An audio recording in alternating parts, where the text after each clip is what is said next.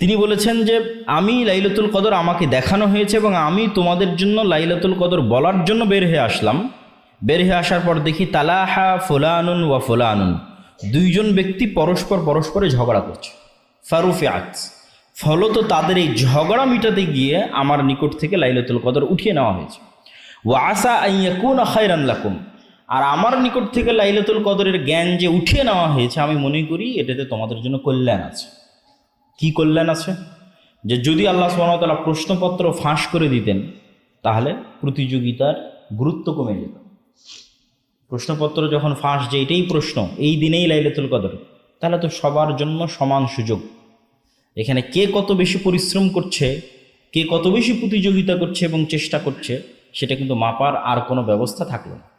যখন প্রশ্নপত্র ফাঁস হয়নি তখন যে যেমন পরিশ্রম করবে তার পাওয়ার চান্স তেমন। যারা